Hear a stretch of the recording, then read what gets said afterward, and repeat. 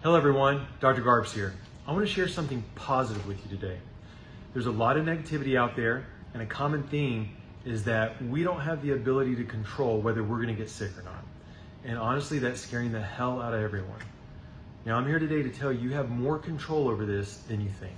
And I want to prove it to you by sharing a journal or sharing an article out of a medical journal with you.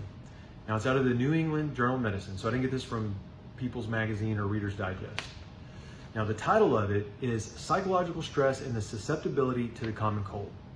Now this article was done in 1991, so it's several years old or quite a few years old, but you'll find once you hear it that the principles and the concepts of it are still true today.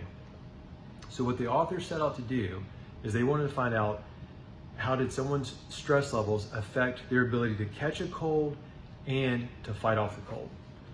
So they took over 300 participants, and then they took one of 5 different viruses and flushed it up their noses.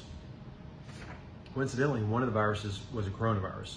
Obviously not, coronavirus today, this was back in 91, but just a fact for you to know, if you've ever had a cold, it was more than likely a coronavirus. So what the authors did is they measured the stress levels and they found a direct correlation. They found that the higher the stress levels, the more likely that person was to be infected with that virus that they flushed up their nose. And not only that, the higher the stress level, the harder it was or the longer it took them to overcome that cold.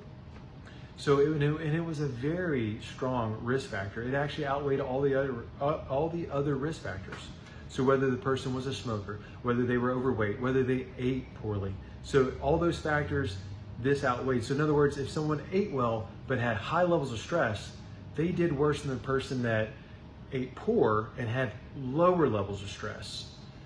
And the same thing for overweight and the smoking. So the stress beat those risk factors out every time. So if I were you, I would be practicing things that help lower your stress. Some of the things that are shown to help you lower stress and adapt to stresses are things like chiropractic, yoga, and meditation. Now, if you know anyone that's stressed, do me a favor and share this video with them to try to bring them some encouragement and some hope during this time. Also, if you're liking the content, if you're liking the videos, give it some thumbs up and some hearts. That lets me know I'm on the right track with the content. Thank you, everyone.